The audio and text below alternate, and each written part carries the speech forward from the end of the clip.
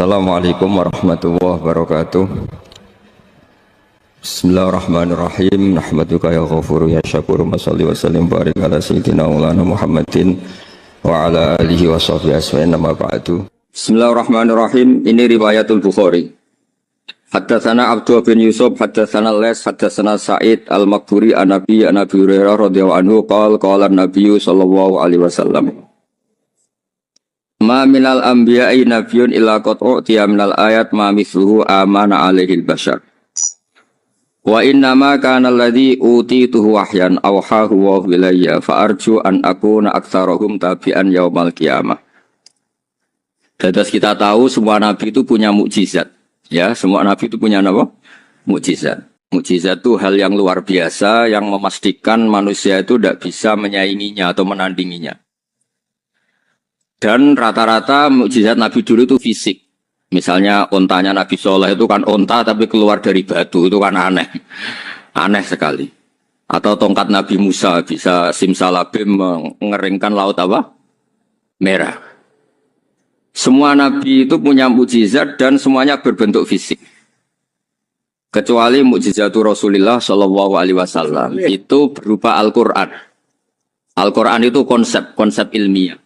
Terus kata Rasulullah Shallallahu Alaihi Wasallam, tapi saya karena Quran itu justru berharap pengikutku besar dan sampai hari kiamat. Sekarang kita logika ya. Andaikan kamu punya tongkatnya Nabi Musa, kalau kamu suka uang, kepikirannya dijual apa dipakai? Kalau kamu suka uang, dipakai. Kalau kamu ahli suudon itu pikirannya ndak, ini asli ndak. Karena yang melihat di Turki itu ya sebagian gitu. Kalau yang suka perdukunan itu bayangkan itu miliknya. Mungkin dipakai ngakali orang atau apa, pokoknya bayangkan itu miliknya. Kalau yang kolektor pikirannya itu nanti ini laku berapa. Jadi kalau peneliti mungkin pikirannya itu ini asli apa enggak? Bukti aslinya apa? Repot lah. Lagi pula kalau kamu punya utang terus mau apa? Istri kamu marah mau apa? Kalau pakai tongkat. Nah, beda dengan mukjizatnya Quran itu semuanya apa? Ilmiah.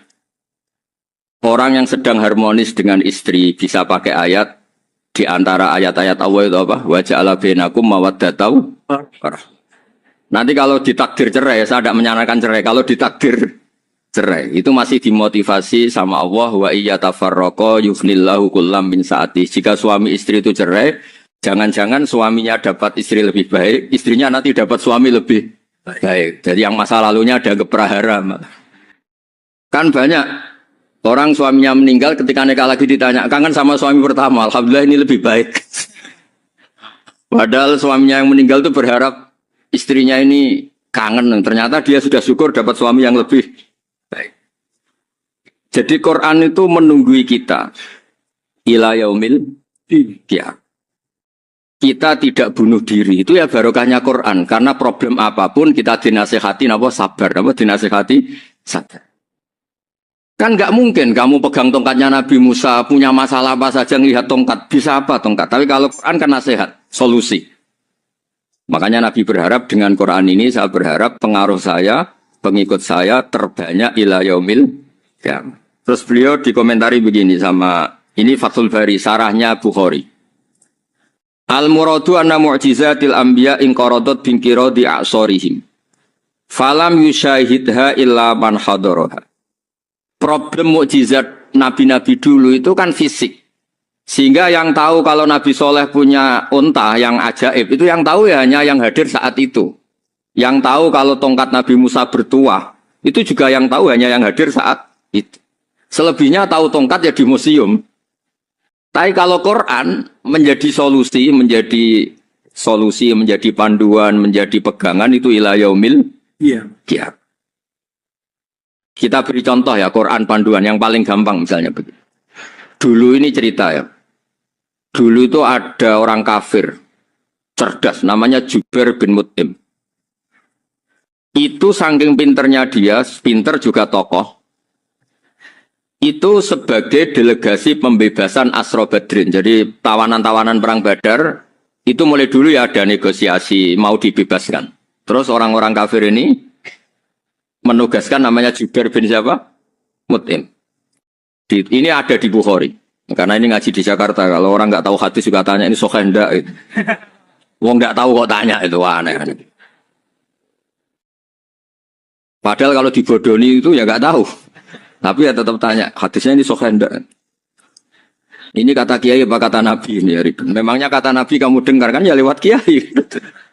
Emang. Setelah itu Jubair itu datang ke Medina. Dengerin, datang ke mana? Medina. Kemudian dengar Nabi baca Wattur pas sholat maghrib. Jubair karena Nabi dulu gak ada hotel, gak ada pondok ya. Pondoknya Nabi hanya sufah itu.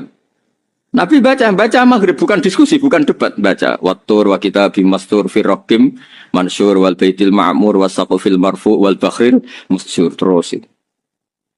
Kemudian sampai pada titik ayat am khuliqu min ghairi syai'in. Masa manusia atau alam raya yang maujudat, yang nyata, yang wujud nyata. Kemudian asal-usulnya itu ketiadaan. Ini kan hadhil alam maujud. Alam ini kan nyata. Masa sesuatu yang nyata, penciptanya itu tidak nyata. Jadi nggak mungkin ada faham nihilisme. Kalau faham nihilisme berarti melahirkan teori begini. Al-adamu yakhluqu maujudan. Sesuatu yang tidak ada, menciptakan yang... Itu kan akal nggak bisa... menerima. Kalau sesuatu ini ada, penciptanya pasti ada. Terus akhirnya Jubair bin Mut'im itu simpuh di depan Rasulullah terus bilang, "Ya Muhammad kada qalbi ayatir." Hampir saja hati saya terbang. Kalau riwayatnya Imam Ahmad, faka'anna masudi qalbi, hati saya ini hancur. Semua teori yang saya bawa untuk melawan kamu sekarang luluh semua, hancur semua. Yang benar adalah teori Anda bahwa Tuhan itu satu dan Tuhan itu ada sebelum semua makhluk. Coba kalau Nabi Muhammad ada Jubair bin Mut'im terus menyembunyikan tongkat dekat mihrab, terus dilihat ini apa, paling pikirannya ini dari kayu apa, terus yang bentuk tongkat itu tukang pemahatnya siapa, kok kurang keren, kalau di Blitur gimana ya, kan malah panjang. Kira-kira kalau mukjizat itu dari tongkat itu malah panjang lah pokoknya panjang. Lagi pula kamu coba kan nggak ngarah mandi, itu yang mandi kan nabinya, bukan tongkatnya. Coba tongkatnya Nabi Musa coba anak-anak beki itu, dipakai mukul kucing aja tidak mesti mati itu. Jadi nggak jelas mujizat-mujizat seperti itu nggak. Tapi kalau Quran menunggui, sampai saking hebatnya Quran, teori rasionalitas, kampanye di mana-mana, tingkat validitas, tingkat kebenaran Quran itu bahkan bisa diuji tanpa membuktikan, tanpa apa? Cukup pakai akal. Ya terus saya teruskan ya. Fala yamurru terus al murad anna mu'jizatil anbiya in qaradat bi qidari aqsam satu wa mu'jizatul Quran mustamirratun ila yaumil qiyamah.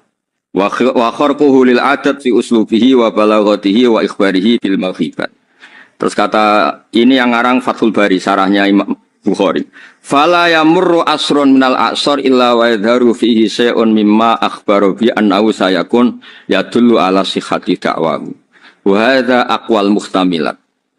Wa takmiluhu fil ladzi ba'da. Wa qilani anal al makna anal mu'jizat al madiyah kanat khissiyatan tusyahadu bil absar kana qati sholeh wa asa Musa.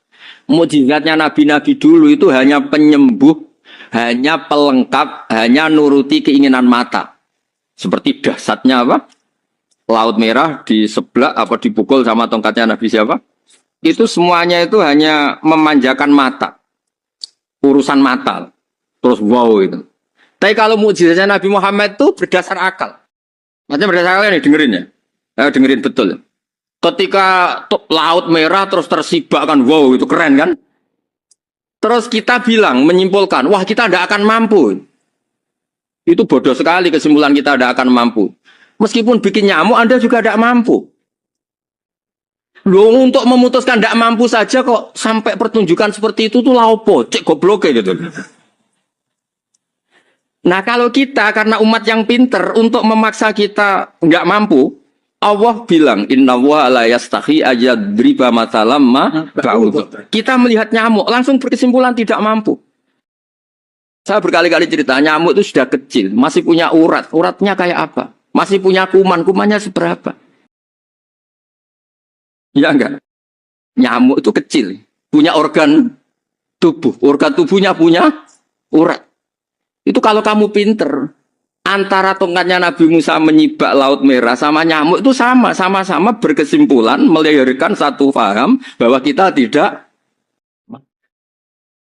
Loh, untuk memaksa tidak mampu saja kok nuju pertunjukan ada onta keluar dari batu. Nakotu soleh, ada tongkat yang bisa mengeringkan laut. Cik goblok ya. Nah kita alhamdulillah ada jenis goblok yang seperti ini. Untuk ikrar bahwa Allah itu hebat ala kulli syai'in, cukup lihat nyamuk. Kagum kan? Sudah tidak usah bikin hidup. Saya berkali-kali mencontohkan. Para pemahat tak suruh bikin patung gajah itu mampu. Tak suruh bikin patung nyamuk kalau bisa. Nyari materi dari apa coba?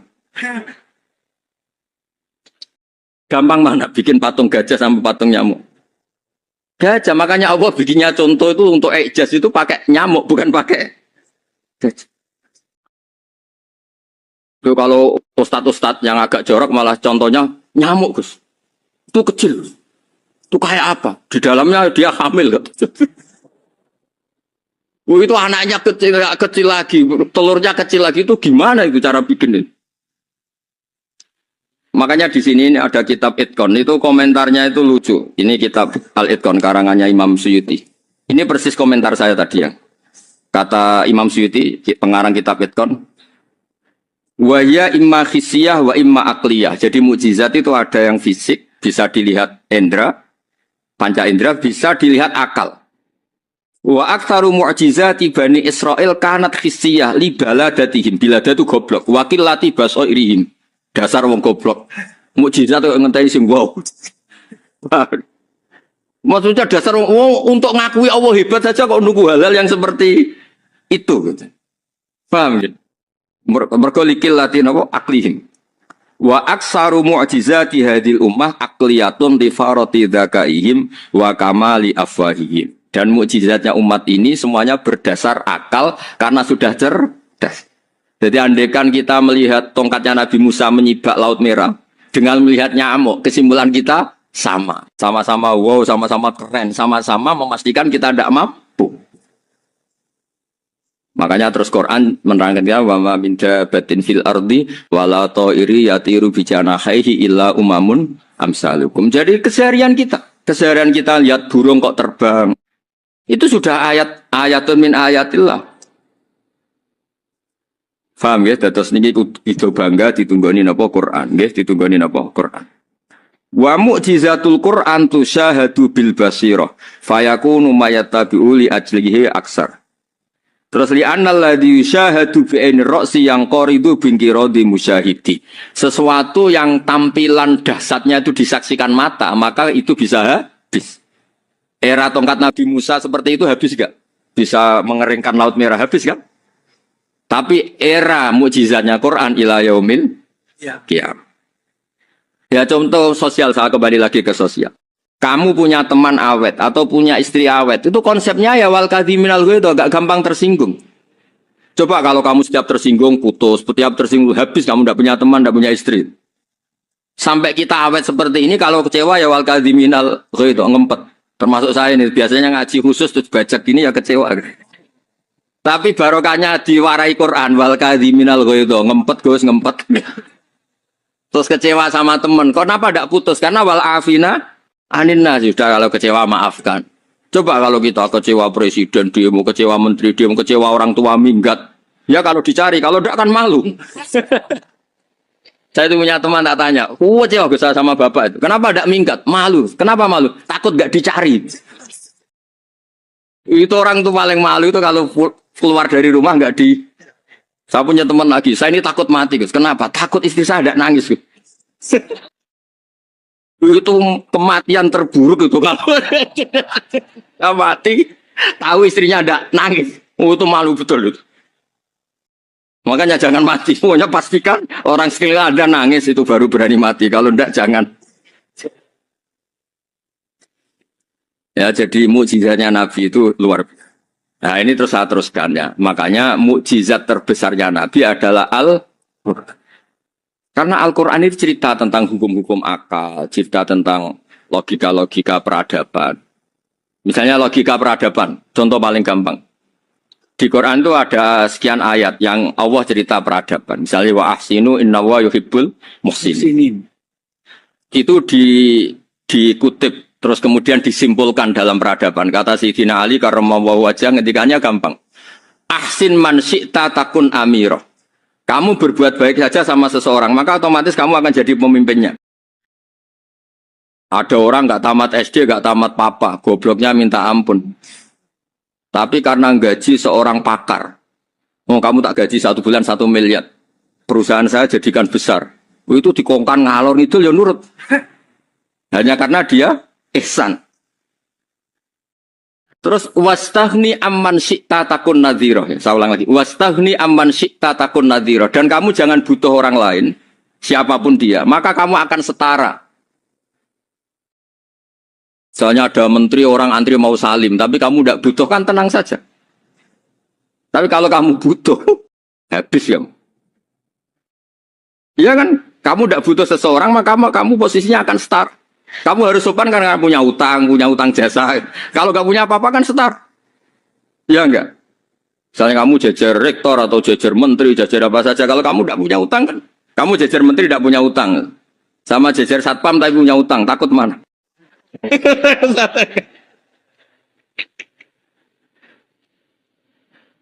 Kalau butuh itu mesti kalah kan?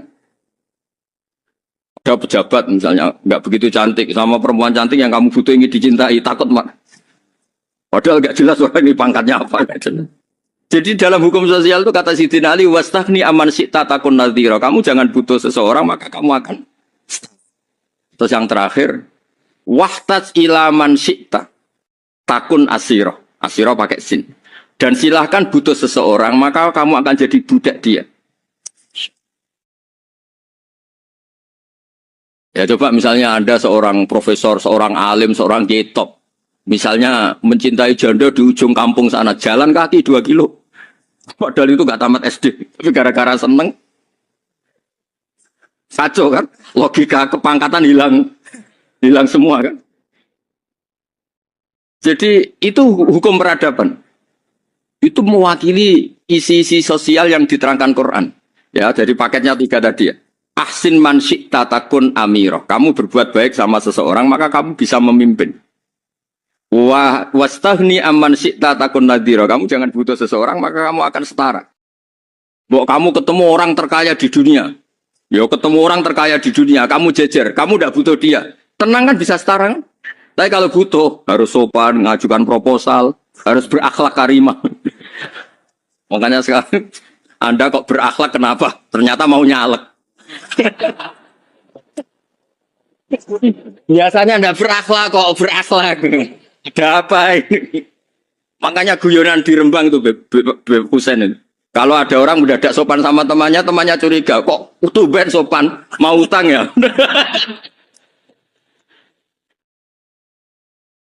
Zaman akhir itu aja.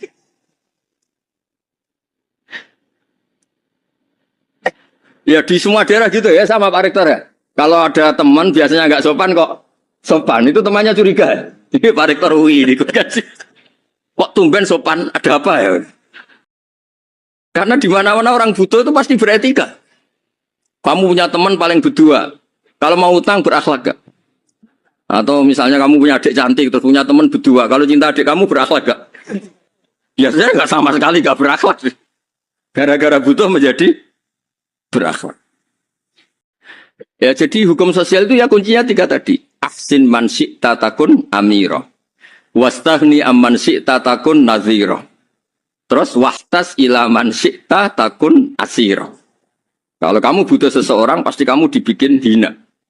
Asir itu tawanan. Nah, Quran itu bicara sosial itu lengkap. Dan itu yang nunggui kita. Kita punya tetangga yang kurang baik, ya seneng. Punya tetangga baik, ya seneng. Kata Imam Syafi'i, saya berkali-kali cerita. Kok seneng semua Imam Syafi'i? Ya bagus lah. Kalau yang seneng saya enak lah. Dijak jagongan, dijak ngopi enak. Yang nggak seneng saya, gak ngarah utang. Uang itu nak, kamu punya tetangga gak seneng kamu. Aman kan? Aman. Gak akan pinjem uang kan, pinjem mobil. Nggak seneng kok. Makanya Imam Syafi'i itu kalau ngendikan luar Syafi'i diceritain orang, ya Aba Abdillah bagiannya, ya Aba Abdillah orang itu gak seneng kau, bagus lah. Loh kenapa bagus? Waman asa'a ilaika faqat atlaqaka. Orang yang gak seneng kamu maka membebaskan kamu. Gak akan pinjam uang, pinjam mobil, gak akan ganggu waktu kamu kan gak seneng. Justru yang seneng-senengi masalah pinjam terus. Imam Syafi'i itu orang yang anggap dunia itu selesai. Ada yang cerita, ya Aba Abdillah, orang yang tadi cium tangan engkau, yang hormat engkau, di luar maki-maki engkau, ngerasain engkau, ngata-ngatain engkau. Ya bagus lah. Kok bagus gimana? Berarti saya wibawa, depan saya tidak berani. Ya, berarti saya wibawa, di depan saya tidak berani. Berarti itu makomnya sudah kulillah, sumadarhum fi khawdihim, ya labun, sudah dunia itu selesai, sudah agak penting semua. Nah itu kalau kamu anak-anak beki ahli Quran sudah ayatnya kulillah sumadarhum fi khawdihim ya labun sudah lihat Allah saja agak penting makhluk-makhluk itu. Makhluk semua agak penting, penting Allah. Dan aku